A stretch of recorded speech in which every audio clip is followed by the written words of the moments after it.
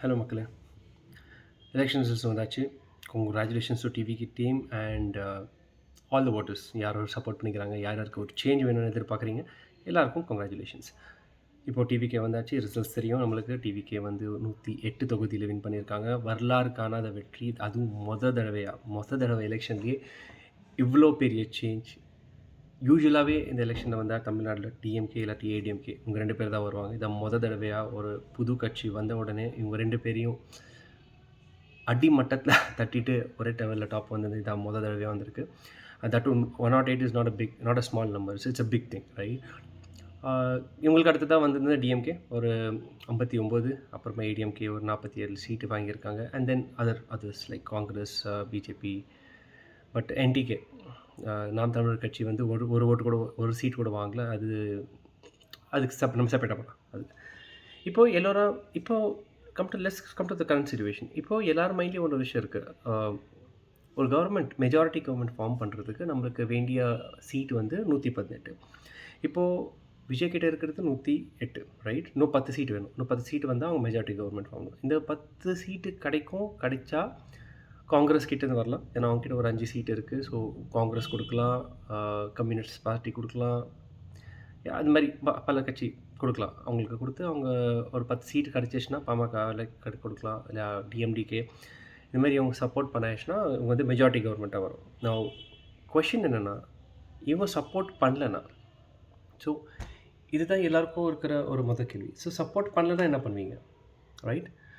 Support பண்ணலாம். நம்மக்கிட்ட ஒரு 4 ஆப்ஷன்ஸ் இருக்குது. ஒரு ஆப்ஷன், ஒரு மைனாரிட்டி கவர்மெண்ட் ஃபார்ம் பண்ணோம். மைனாரிட்டி கவர்மெண்ட்னா விஜய் வந்து 108 சீட்டை வச்சுக்கின்னு அவங்க வந்து ஒரு மைனாரிட்டி கவர்மெண்ட்டாக நடத்தலாம்.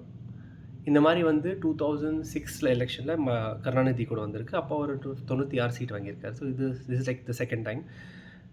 பட் அதுலேயும் அவர் பண்ணலாம். இல்லைன்னா கவர்மெண்ட் வந்து இன்னொரு பார்ட்டியை கூட்டின்னு வரும். இன்னொரு பார்ட்டி கூட்டின்னு வந்து அவங்கக்கிட்ட கேட்கும், உங்களால் ஃபார்ம் பண்ண முடியுமா, லைக்லி டிஎம்கே ஏடிஎம்கே ஃபார்ம் பண்ண முடியுமா கொடுத்து செக் பண்ணலாம். பட் இவங்க 2 பேரும் சேர்ந்தால் கூட, ஃபார் எக்ஸாம்பிள் 59, 60 அண்ட் 47, இவங்க சேர்ந்தால் கூட உங்ககிட்ட 107, 106 தான் வரும். So TVK anyways is leading. Like 108 is like a big number. So எப்படியும் க்ளோஸாக வர முடியாது. பட் என்ன பாசிபிலிட்டி இருக்குன்னா, இவங்க எல்லோரும் சேர்ந்தாங்கன்னா ஆப்வியஸ்லி கவர்னர் மற்ற பார்ட்டி இன்வைட் பண்ணி நீங்கள் எடுக்கலாம், முன்னாடி எடுக்கலான்னு பார்த்தாச்சுன்னா பாசிபிளி அது ஒரு சான்ஸ், அது ஒரு பாசிபிலிட்டி இருக்குது.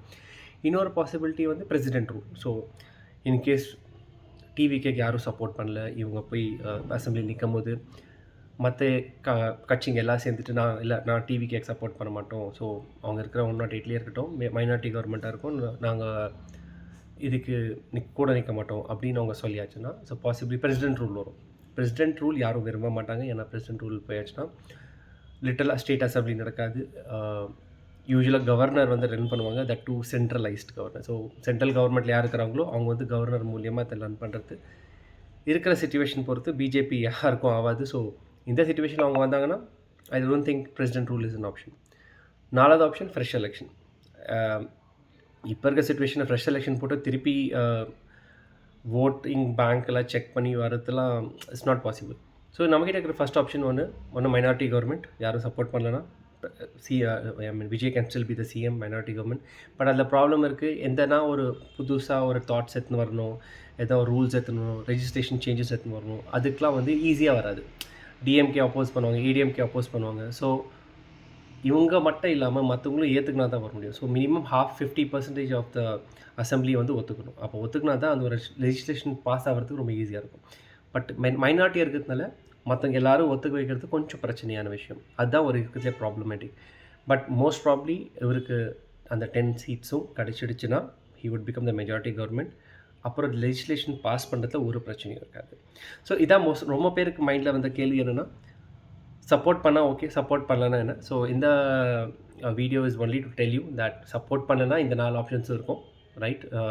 நம்ம டிவிக்கு எடுக்கலாம், இல்லாட்டி இன்னும் எலெக்ஷன் அசம்பிளி எடுக்கலாம், இந்த we have this president rule எடுக்கலாம். அப்படி பல விஷயஸ் இருக்குது. But let's hope that we get that support for TVK and we get to rule with a majority government in Tamil Nadu.